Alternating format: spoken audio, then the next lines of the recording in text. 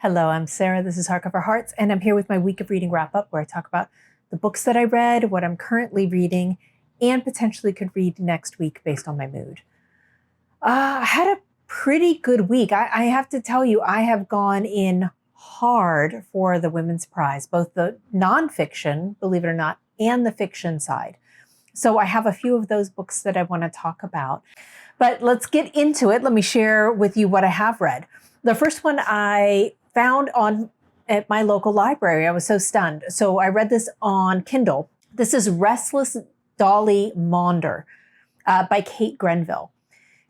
This is an interesting story. This is kind of like a cradle to grave story of this woman. This woman was born in the very, very end of the 19th century. And we see her life in Australia as it unfolds. She is born to a very difficult man, a very tyrannical, difficult, mean-spirited man, and a mother who really just wants to get her married off. So that's everything that they're trying to do. And she is smart. She is really smart. She has a lot of book learning. She is talented and she can go places.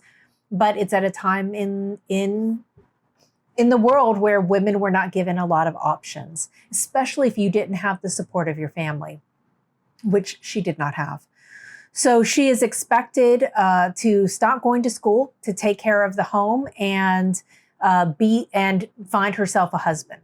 She has some interests in a few people. She goes and visits a friend and stays for a little bit of time with a friend of hers, finds a suitor, is interested in him, but it doesn't really pan out to anything.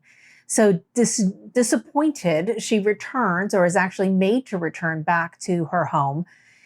And she kind of settles for someone who is madly in love with her. But this is somebody who she's grown up with, and she's seen him in dire poverty. And she's always pitied him a little bit. So there's a power dynamic. She kind of gives in because he's so persistent and he seems like he's a good man, but she's not in love with him. But she does kind of fall for a little bit of his charm, and she does kind of fall a little bit into the idea of what their life could be, and specifically the escape from her family. So off she goes. She marries her childhood friend, and they go off on their own, and they just have a really challenging time. Their family has given them some farm area to farm, but it's useless. It's a difficult part of Australia. It's very arid. Nothing's working. They're beside themselves with exhaustion at trying to do this. And one thing about Dolly is she's persistent, and she has dreams, and she's very determined. And this becomes something that manifests over and over and over again, is her willingness to really think about the future, to plan out her course, to take really big leaps and risks, and to basically pull everyone along with her. She's a force. She's an indomitable force. And we see her with her new young family kind of like in this hungry, more need to always do better, to always get more, to always up their game. And there's challenges in the marriage, some specific challenges that she did not expect. I'd say that this is an interesting tale specifically because I didn't know until I got to the very, very end and you read the epilogue that Kate Grenville wrote this about her grandmother or great-grandmother. I think it's her grandmother. And it's what I think is most interesting is that it's an unflinching tale of this woman, because she doesn't really come off as a warm, thoughtful, kind, compassionate person. But she also doesn't overemphasize, in explaining why she's that way. She's done a really good job at kind of just getting into the methodology and the psychology of this woman in her life. I thought it was an interesting thing. I don't know if this will make the short list. I do think that I wouldn't have picked it up otherwise. I'm glad I read it. But it was unrelenting because this is not an easy woman, which, hey, I'm always here for difficult women stories. So that was the first one that I read. Then I listened to one of the nonfiction from the Women's Prize, that I think this one actually made the short list. And this could be a contender. This is All She Carried by Tiya Miles. And then this was narrated by Janina Edwards. So I listened to it in audio, and this is such a powerful story. This is such a powerful story about a seemingly innocuous, simple object. And that object is a sack, a cloth sack that has some embroidery on it, a story embroidered on it. But it's how Tiya Miles has really taken us into a lot of depth and a lot of layers about all of the elements included in this bag and what it actually means to have a bag like this that has survived the journey that it has, that really is eye-opening. So the story behind this bag is that it was a woman, Rose's gift to her daughter, Ashley. What makes it so unique is they are both enslaved people. So Rose was able to cobble together these items. That must have been at an incredible effort to get these items together, this kind of survival pack, and put it into a sack that she made for her daughter, and give it to her. And very soon after, they were separated and sold to separate owners. There's so much here that I learned that is very easy to kind of glance by without thinking through. So the idea of the importance of owning something, of having something that's yours when you yourself are also a possession, it should not have been as revelatory as it was, but the way she handled this part of the conversation was done so deftly and so interestingly. She made you understand how difficult it was for enslaved people to own anything, and why it became so valuable, why things became much more valuable than we would now attribute it to, because of how difficult it was to have things. The types of fabric that enslaved people were even allowed to wear, allowed to own, becomes a marker and a way to, legally, written into the law. That becomes something that she talks a lot about, because there was a dress included in this sack. We only know about this item and these items because her granddaughter embroidered the story of what happened on the sack. So it adds from the oral tradition of one family member to another to her. One of the things that was embroidered by the granddaughter was the understanding that Rose gave it to her daughter Ashley and said, "It be filled with my love always." Just so powerful. When you think of, no, she knew she was giving her something that would be the only remnants, the only memories that she would have, the only tangible of their connection. Just, astounding. This book very much reminded me of The Five, Untold Lives of the Women Killed by Jack the Ripper, and that's by Hallie Rubenheld. And what Hallie was able to do, and just as this author has done, is take the records of the women who were killed by Jack the Ripper and start to place them contextually in the areas that we know they were, and then start to build an understanding of what their lives could have looked like based on historical records, based on documentation, based on modern understanding of what life was actually like then. And this is exactly what she has been able to do here. I think this is such a strong contender. I think it's between this and another one that I'll talk about later, that I'm almost finished with. This is a strong contender to win, and rightly so. I found this incredibly powerful, and I think also having just read Toni Morrison's a good chunk of Toni Morrison's work in the Author Spotlight series with a group of people, and reading Beloved very slowly, really taking that book in, it just, I don't know, it just really brought more things to bear on the story, and it's incredibly powerful.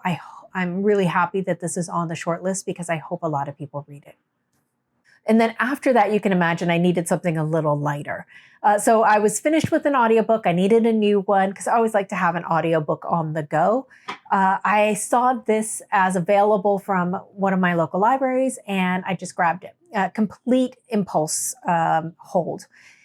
This is The Rose Code by Kate Quinn, and it was narrated by Saskia Maarleveld. And this was really fun. This is really fun. So the first thing is anything with Bletchley Park and women coders. It's catnip for me. I absolutely love it, love it, love it. So I wanted to listen to this because I just thought it would be a great story. And I think it was. This is by no means a perfect book. This is a fun listen, kind of in the background while you're doing other things. It had enough of the long, detailed character studies of 3 different women. And I think the only place that it started to get a little stretching credulity and a kind of out of bounds was when it came to the love lives of these women. Everything else was kind of, what you would normally expect from a historical fiction about women at Bletchley Park. So let me tell you a little bit. If you don't know Bletchley Park, so that is during World War II, there were coders that were sent to break the Enigma code of the Germans. And so it was a special estate that out in the English countryside that people lived at, and they broke German code. And it was kind of like this mathematicians and brilliant minds all there. And there were a lot of women that were also included in this effort. And so it was kind of like this joint effort. And some of the women that were there were women who spoke multiple languages, who loved crossword puzzles, who were mathematicians, who had incredibly sharp minds and wanted to do something good for the country. What ends up being really hard to, as a woman to even contemplate is the fact that because of the War Act, these women were never allowed to talk about, until I think very recently, were not allowed to talk about their experiences because they signed confidentiality papers under threat of death, penalty of death. And so they took that incredibly seriously. And so we don't know, so it took us a long time to even start to get any of their stories. The story opens in a very typical historical thriller, mystery kind of way, in that a letter shows up for a woman. Her name is Osla, and it's from someone that she does not want to be receiving a letter from, someone who she knew during this time at Bletchley Park that she should not be corresponding with or hearing from. And it's obvious that there's bad blood between them. And there's a cipher included in there. And she can't help herself but to try to break the code. She needs the help of her friend, another colleague. So she contacts the other colleague. Again, they're not supposed to be in any contact anymore. And they are not friends anymore. And they agree to kind of are curious. And so they break the code and they realize that this person is asking for their help. And so that then starts our story off. And we go back in time and we meet Mab and Osla. Osla is the daughter of a very wealthy woman. She's kind of a debutante. She has been living in Canada, but she found a way to sneak back into London during the war because she wants to help. She wants to do something, and she's incredibly smart. She's incredibly good with languages. She is on the train. She gets a letter that asks her to come to this like a estate, so get on the special train at this time and come to speak with us at Bletchley Park. So she's on the train and she meets someone named Mab. And Mab is kind of a firecracker from Shoreditch who is also incredibly smart and is trying to change her future and has been chosen. Out of a typist pool, somehow she got chosen and she's on her way as well. They end up both being chosen, both agreeing to join Bletchley Park and try to break some codes and do whatever they can to help the war effort. They get housed together in this boarding home and they meet Beth. Beth is their age, roughly. The mother is a religious zealot and she just has everyone under her thumb. And she won't let it go as to what are these girls doing? Why are these Londoners and very different types of women working together and staying in her home? As they're there and they're doing this work, they start to notice more about Beth, and they notice that Beth is incredibly good at crossword puzzles and is very, very smart, very astute.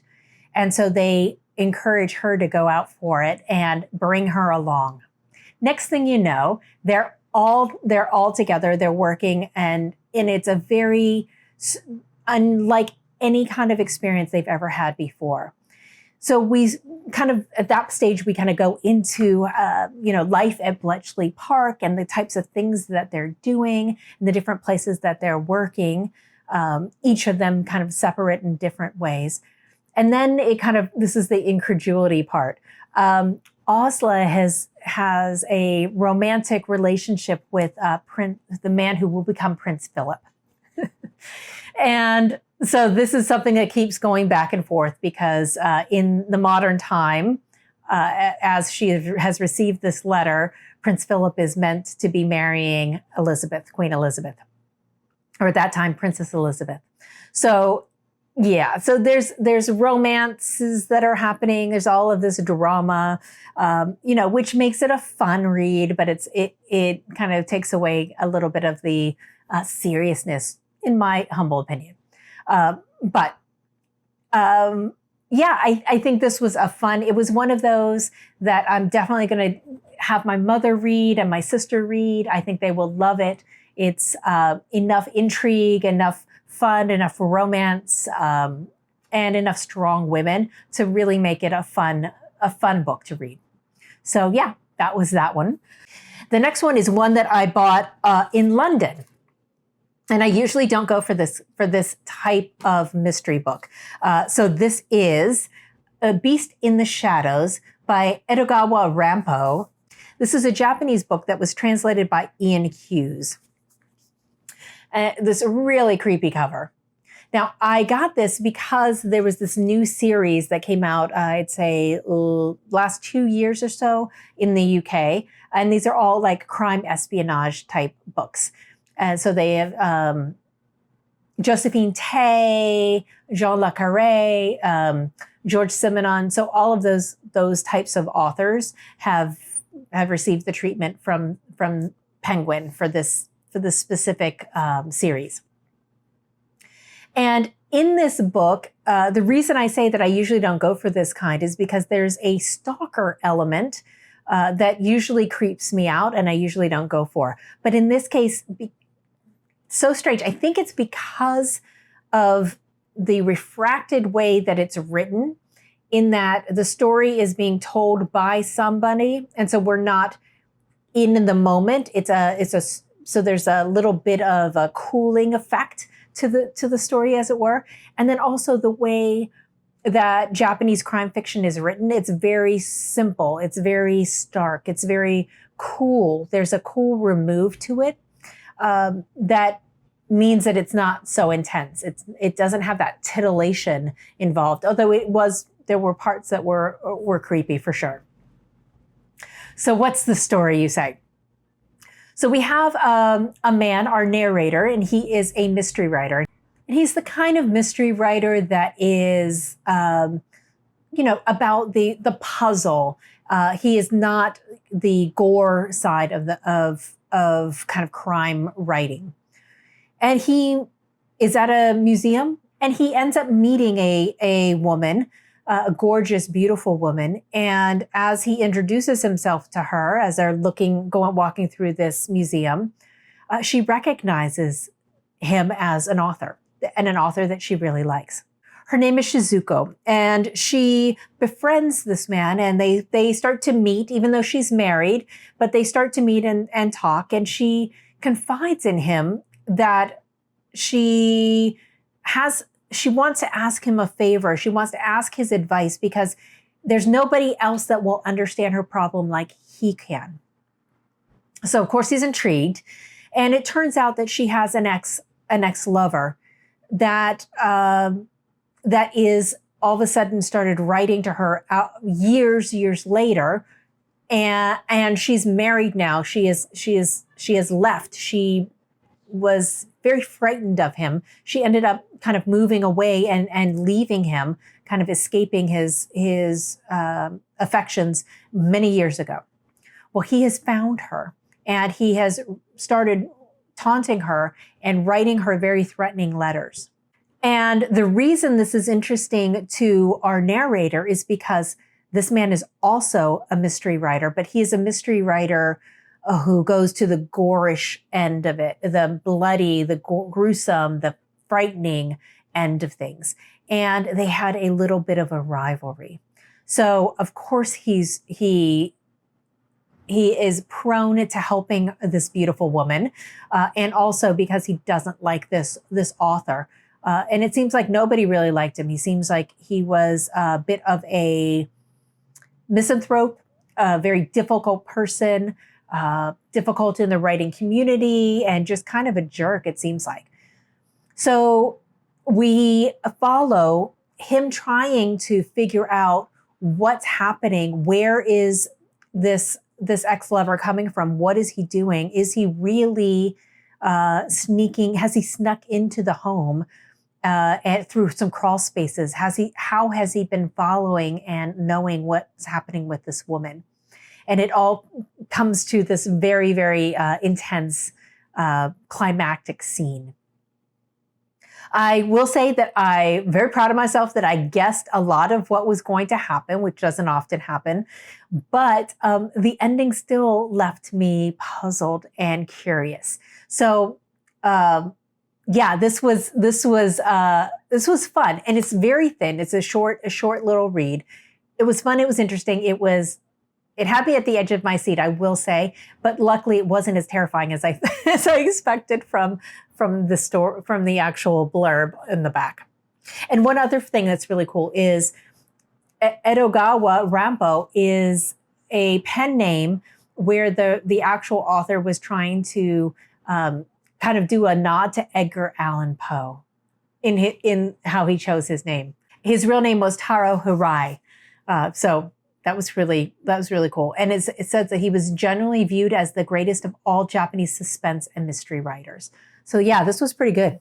Then the last one that I listened to, I put this on my holds because of all of the conversation leading up to the Women's Prize long list. This was talked about over and over and over again as a possibility. And so I put it on the list, and then when it came up on audio, I thought, well, why not? I was done with one. I figured I would just roll into it. And it also has shades of a previous book that I talked about, which is Prima Facie by Suzie somebody. I'll put notes in the show notes below. I'll put the name of the author. This is Jaded by Ela Lee, and it was narrated by Rose Escoda. This is the story of a young woman out of kind of newly in her law career. She is working at this big prestigious firm, and seems like things are going really great for her. She's working at this firm. She's doing really well. She has this new mentor who is kind of seeing something in her and taking her under her wing and giving her all of these opportunities. She is in love with this man, Kit, and Kit is very wealthy, very to-do. And it's very different than her upbringing as the child of immigrants. Her mother is from Korea and her father is from Turkey. And so she grew up in an immigrant household in London. Everything's set in London. And we see her going out for a celebratory party. It's a company party. And she's told to sit at the table with the main person that for the law firm, the most senior of the partners. And he is really gunning for her hard. He starts making passes at her, making plays, trying to get her drunk. So much so that her coworker best friends start pulling her aside and being like, okay, slow down. You're drinking too much. Eat something, have some water. And she's like, yes. This is kind of creepy. I don't like where this is going. Somebody else sitting at the table is someone that she's worked with, and he's always been kind of flirty with her, but she looks at him as an acquaintance, but someone that she gets along with at the office. And he kind of takes her under his wing and kind of creates a buffer between her and the senior partner, which she very much is grateful for. He recognizes that she's way drunker than she should. And so he calls her a Uber and then gets in with her to make sure she gets home okay. As they get to her house, and she is completely out of it. She is, in the backseat of the taxi. She can barely hold her head up. Things are coming in and out of focus. He gets out with her and she's kind of surprised. And then he grabs her bag and he takes the keys and unlocks the keys. And she doesn't have a memory of very much after that. She wakes up the next morning and just is horribly, horribly sick, very disoriented, and has a huge sense of unease. And her friends were texting her, where are you? Are you okay? Are you okay? Kind of sending out the SOS call because they haven't heard from her. And now it's the next morning. They didn't even know that she was leaving. And they didn't see her leave with him. So we see her going about her weekend and talking to her friends and just feeling just not really right. And slowly over the next few weeks, certain things start to happen that kind of give her flashbacks of scenes, flashbacks of things. And then she has a conversation with this guy and he admits that he had sex with her. But he says that it was her, that she asked him up. She's the one who initiated it. And he's only a man after all. And really puts it all on her. And this revelation that it actually did happen and that she had sex with this man, that she can't remember anything, throws her entire life into chaos.